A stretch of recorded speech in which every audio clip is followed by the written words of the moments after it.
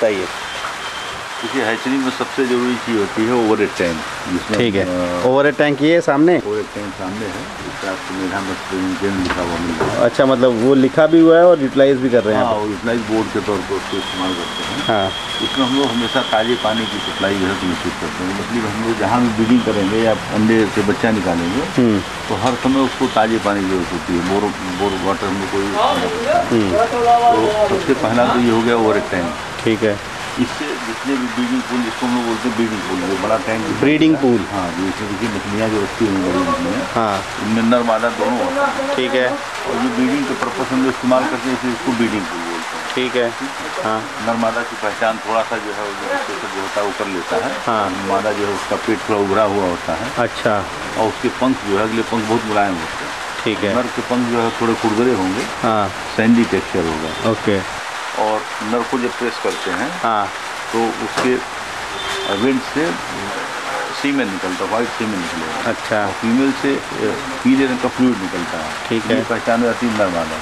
ठीक है। नर मादा दोनों हम ब्रीडिंग पूल में स्टार्ट आउट करते हैं। जो बढ़िया किस्म के ब्रूडर्स होते हैं हाँ, या प्रेग्नेंट होते हैं, उनको हम इसमें निकाल कर देते हैं। ठीक है। अब इनको ब्रीड करने के लिए इसको सबसे पहले एक इंजेक्शन देना होता है। अच्छा, वो लगभग हम लोग 3 बजे करीब देते हैं रोज। रोज। जिस भी मछली का आपको सीड लेना है, मतलब साल भर। हाँ, साल भर नहीं। ये मछलियाँ जो है वो सीजन में, मतलब हाँ, आप ये समझिए फरवरी मार्च से लेकर के वो जुलाई अगस्त तक ब्रीड करती हैं। अच्छा, हम लोग इनकी थोड़ी अर्ली ब्रीडिंग कर लेते हैं, थोड़ा पहले इनको कर लेते हैं। वो इनको बढ़िया भोजन दे के मैंने किया आता है। ठीक है। या कभी कभी हार्मोन का इंजेक्शन ला के थोड़ा इनको एडवांस ब्रीडिंग के लिए तैयार कर लिया। ठीक है। तो इनको ब्रीडिंग के लिए नर और मादा दोनों जिस रेशियो में चाहिए उसमें रख लिया जाता है। फिर इनको एक इंजेक्शन 3 बजे 4 बजे करीब देते हैं। ठीक है। वो पहला इंजेक्शन सिर्फ मादा को लगाया जाता है। ठीक है। उसके 6 घंटे बाद नर और मादा दोनों को फिर दिया जाता है। मतलब मादा को एक इंजेक्शन पहले दिया गया है। हाँ, और दोबारा फिर जो है वो 6 घंटे बाद देते हैं। ठीक है। उसी टाइम पर नर को जो है वो इंजेक्शन दिया जाता है। ठीक है। इसके करीब 6 घंटे बाद ये अंडे देती हैं। 6 घंटे बाद। 6 घंटे बाद। ओके। और इनका जो निषेचन होता है अंडे का, वो पानी में होता है। मतलब इनमें कोई इंटरनल सेक्सुअल ऑर्गन नहीं होते हैं। हाँ, एक्सटर्नल सेक्सुअल ऑर्गन होते हैं। ये जो है वो पानी में अंडे देती है फीमेल, और उसी में नर अपना सीमेन छोड़ता है। ठीक है। तो इसको एक्सटर्नल फर्टिलाइजेशन करते हैं, मतलब ये शरीर के बाहर इसका फर्टिलाइज होते हैं। ठीक है। अब यहाँ पे इस ब्रीडिंग पूल में जब अंडे मिल जाते हैं, इसको थोड़ा हम लोग ये करते हैं, हार्मोन का जो इंजेक्शन देते हैं, हाँ, उसके साथ साथ इसको प्राकृतिक वातावरण तैयार करने के लिए, क्योंकि वहाँ पर फुहारे लगे होते हैं, जी, जिससे इनको ये एहसास होता है कि बरसात हो रही है। जी, इधर में एक करंट होता है आपकी तरफ में। हाँ, ये बेसिन वाला स्ट्रक्चर है। यहाँ पे हम जो है वहाँ पे पानी का खोल यहाँ कर लीजिए। हाँ, ये यहाँ पे जो है वो करंट की भी दिखाई दे रहा है ना। हाँ, उसको जब खोलेंगे तो ये यूनिडायरेक्शनल सोर्स जो है बनेगा वाटर का, पानी का। ये पूरा बेसिन नुमा स्ट्रक्चर बनता है।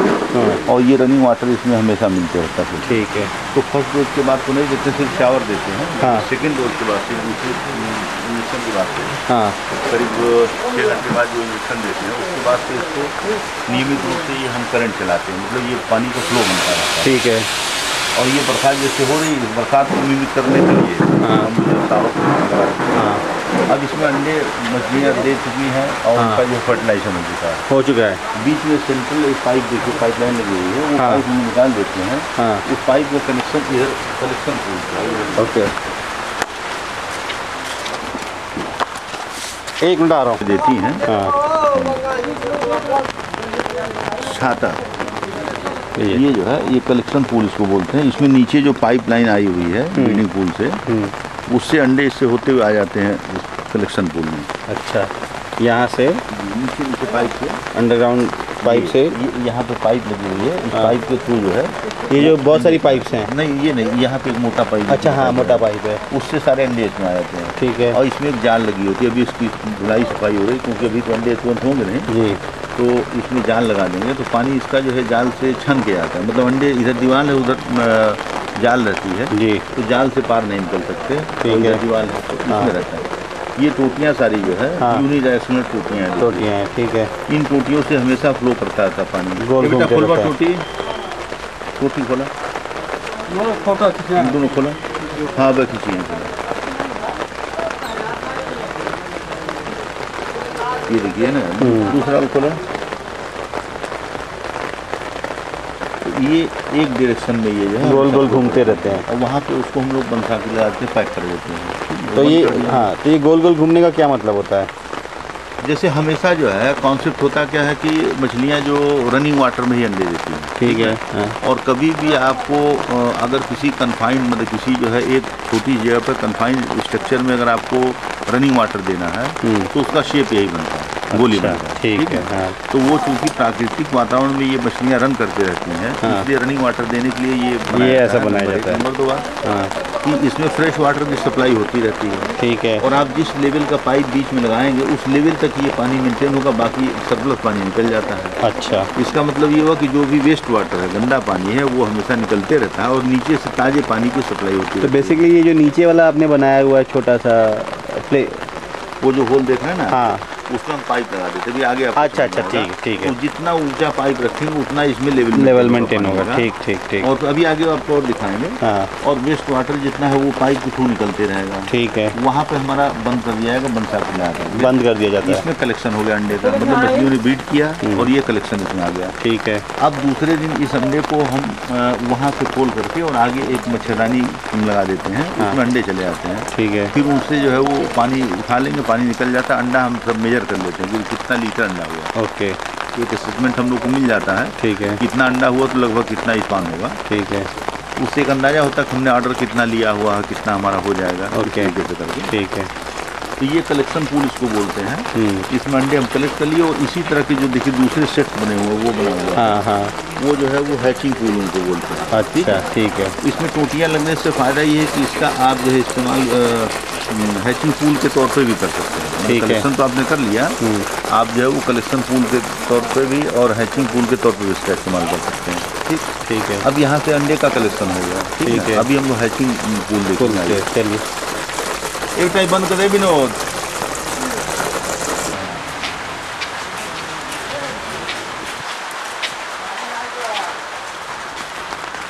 पानी चलवा दे, इंजन हो पानी चलवा दे।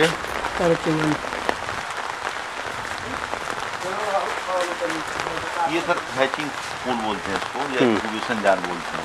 यहाँ पे अंडे से बच्चा निकालने की प्रक्रिया चलती है, मैंने इंक्यूबेट करते हैं, इसलिए इसका नाम इंक्यूबेशन जार बोलते हैं या हैचिंग जार बोलते हैं। ठीक है। ये सेम सिस्टम जैसा आपने देखा था कलेक्शन पूल में। हाँ। वहाँ पे ये पाइप लगाई थी। पाइप लगा बेटा, पाइप लगाओ भीतर जाके, पाइप लगा था, फोटो खिंचाइए 2 रुपया। हाँ, लगा।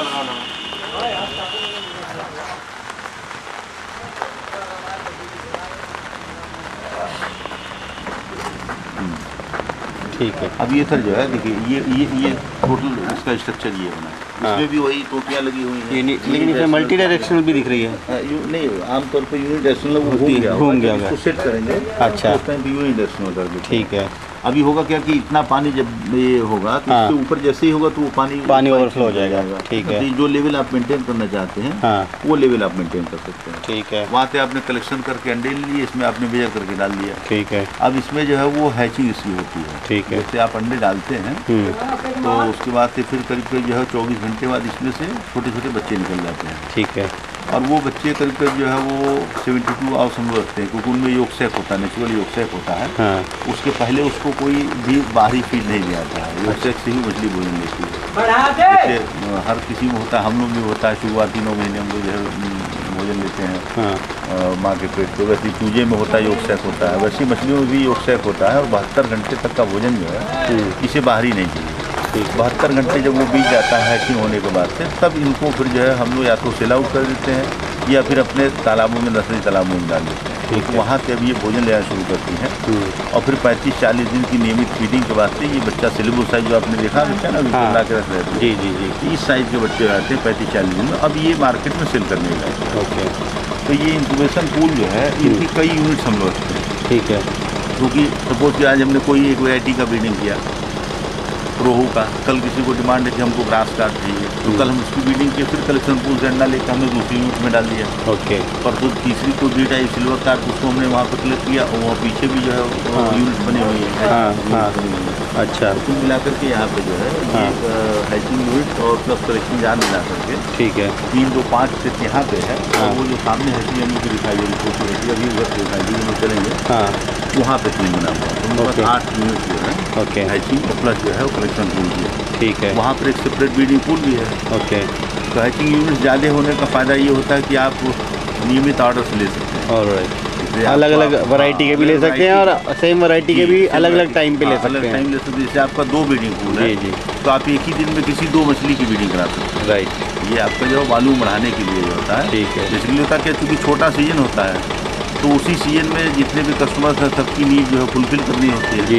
तो आपका जितनी ज़्यादा प्रोडक्शन यूनिट्स होंगी उतने ही ज़्यादा आप उनको सेटिस्फाई कर सकते हैं। राइट। तो ये बेसिक यहाँ का जो है वो सिस्टम है।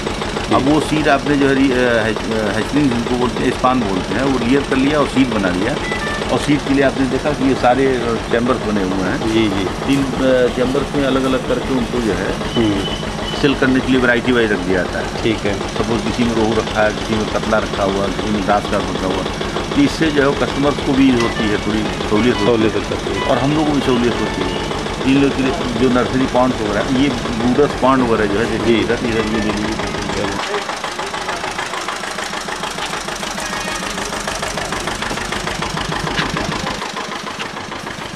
ये जैसे हम लोग के ब्रूड पॉन्ड्स होते हैं। ओके। ब्रूड पॉन्ड्स मीन्स इसमें हम लोग जो बड़ी मछलियाँ जिनसे अंडे निकालना होता है उनको हम लोग मैनेज करते हैं, रखते हैं। यहाँ पे उनको बढ़िया तरीके से फीडिंग दी जाती है। ठीक है। बाकी इनको फीडिंग के लिए आइए हम यहाँ पे फीडिंग के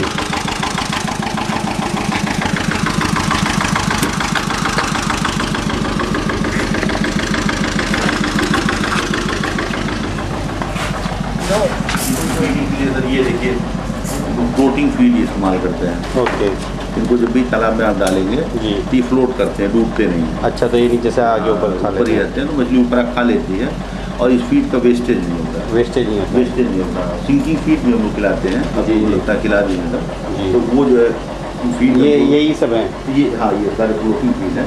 जी। इनको हम लोग फीड कराते रहते हैं रेगुलर, ताकि ओके। मछलियाँ जो है वो अधिक से अधिक अंडे तो ये तो वही वाली मछलियाँ होती होंगी जो बड़ी हो जाती होंगी। नहीं, जिससे हमको अंडा निकालना होता है। अंडा निकलना जो मेन पूल में, ब्रीडिंग वाला पूल में, ब्रीडिंग पूल में आपने देखा है। और या तो तालाब में भी होता या है। तालाब में कल्चर यहाँ पे करते हैं। जी। तो ये सिस्टम है। इसलिए हैचरी में छोटे बच्चे पैदा करने के लिए हम लोग इसका वो करते हैं। ठीक है।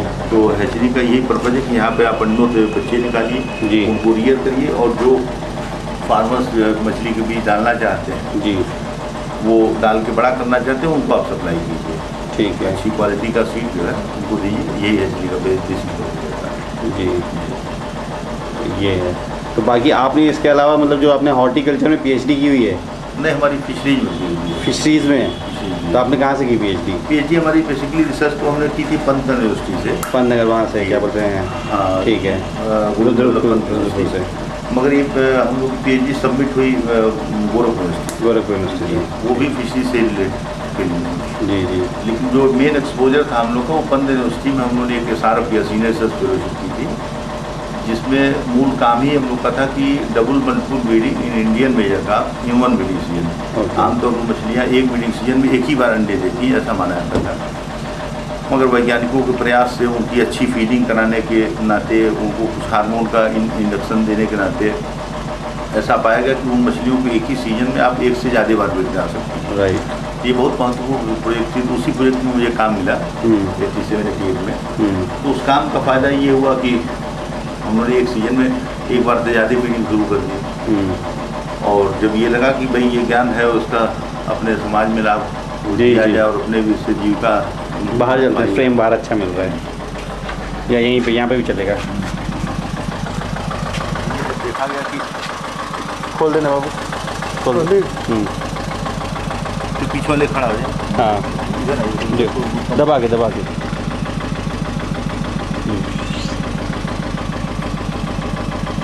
हम लोगों ने की कि एक सीजन में कैसे एक मछलियों से एक से अधिक बार अंडे निकाले जा सकते हैं। जी। तो उसमें हम लोग को प्राइवेट सेक्टर से बहुत से नौकरी के ऑफर आने लगे। जी। तो ये समझ में आया कि भाई हम लोगों ने कुछ नई चीज़ सीख ली हुई है। जी। तो समय चूँकि पंजाब के बड़े फार्मर्स हम लोग को नौकरी के लिए वो कर रहे थे, और 87-88 का दौर ऐसा था जहाँ पे घर वाले राजी नहीं थे कि वो जाकर वहाँ किया जाए। उनकी उम्मीद थी कि भैया आप पढ़िए, IAS में जाइए, क्योंकि पढ़ाई लिखाई में हम लोग ठीक रहे जी, तो उनकी उम्मीदें ऐसी थी कुछ, और हम लोग को ये लगता था ये इस काम में बहुत आनंद आता था, कोई मोनोटोनी नहीं थी, और रिजल्ट हमेशा जहाँ पर रहस्य रहता है वहाँ पर सौंदर्य रहता है। सही बात है। जैसे अगर आप इंजेक्शन लगा रहे हैं तो आपको ये नहीं मालूम कि कल सुबह अंडा होगा कि नहीं होगा, ये रहस्य होता है, तो बराबर सुंदर लगता है। फिर सुबह आप उठ के देखते हैं अंडा हुआ कि नहीं हुआ, अंडा हुआ तो फिर आप ये देखते हैं कि इसमें जो है फर्टिलाइजेशन कितना है, मतलब मेल फीमेल दोनों प्रॉपर तरीके से उनका जो है मेच्योरिटी है कि नहीं, तैयारी है कि नहीं है, तो फर्टिलाइजेशन क्या है। उसके बाद से फिर आप जो है फर्टिलाइजेशन बाद देखते हैं कि इसमें जो है वो कितना सर्वाइवल निकल रहा है। तो मतलब हर समय जो है एक सिनेरियो चेंज होते रहता है, तो बिया हमेशा जो है आपको इसमें आनंद मिलता है जी। क्योंकि मेरा इसमें इंटरेस्ट था, तो हमने ये सोचा कि अगर इस ज्ञान का लाभ अपने लिए, अपने गांव देहात के लिए किया जाए तो ये शायद ज़्यादा बेहतर होगा जी। इसी सोच के तहत मैंने यहाँ पे काम आकर शुरू किया। बहुत अच्छा, थैंक यू वेरी मच।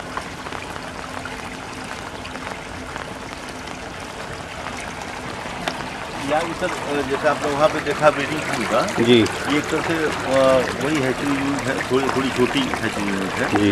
यहाँ पर भी आपको वैसे ही ब्रीडिंग पूल मिलेगा जी, और ये हैचिंग यूनिट ठीक है। उधर कलेक्शन यूनिट आपको मिलेगा, कलेक्शन जार, ठीक है। यानी ये एक तरह से उसी का ये रेप्लिकेट हुआ, ठीक है, उस हैचरी का ये रेप्लिकेट हुआ जी। इससे ये होता है कि इससे हम लोग जो है वो बल्क में पान प्रोड्यूस करने के लिए, सीड प्रोड्यूस करने के लिए जगह मिल जाती है जी। नंबर 2 बात ये होता है कि जैसे यहाँ का जो वेस्ट वाटर जी, वो यहाँ के तालाबों को फुलफिल कर देता है। ओके, समझ ना जी। अगर यही है कि हम सिर्फ एक जगह पे बढ़ा के रखेंगे जी, तो इसका जो वेस्ट वाटर है, आपको कहते हैं कि waste management is the waste management जी, पानी खास करके जी, तो पानी मैनेज करना है, तो अगर हम एक ही जगह पे हैचरी अपनी पूरी बनाते हैं जी, तो सिर्फ वहाँ के तालाबों को पानी मिल पाएगा। ओके, यहाँ की हैचरी से हमारे इन तालाबों को पानी मिल जाता है जी।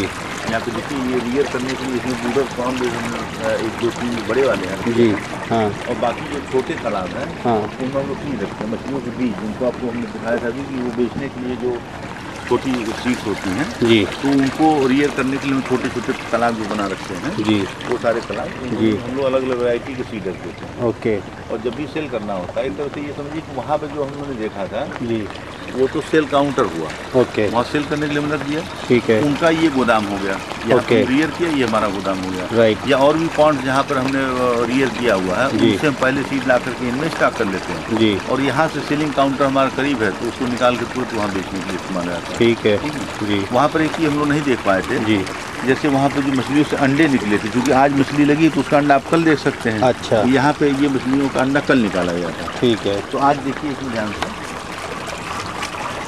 ये मछलियों को गोल गोल जो अंडे दिखाई दे रहे हैं जी जी, ये मछली जो है वो आज भोर में सुबह अंडा दी थी 3 बजे करीब, यानी इसको जो कल मछली को इंजेक्शन लगाया गया था उसका ये अंडा आज दिखाई दे रहा है, जो आज मछली को इंजेक्शन लगा उसका अंडा आपको कल दिखाई देगा। इसमें देखिए फर्टिलाइज और अनफर्टिलाइज कैसे पहचानते हैं, मतलब किसमें जो है जिसमें एंटर किया हो, जिसमें ट्रांसपेरेंसी आपको ज़्यादा दिख रही है, न्यूक्लियस देख रहे हैं ना जी, तो न्यूक्लियस जिसमें ब्लैक हो गया है, ये ब्लैक हो गया, ये ब्लैक हो गया, ये अनफर्टिलाइज है, ठीक है। और जिनमें ये न्यूक्लियस बिल्कुल आपको जो है ट्रांसपेरेंट सा दिखाई दे रहा है, चमकीला दिखाई दे रहा है जी, इसका मतलब वो फर्टिलाइज है।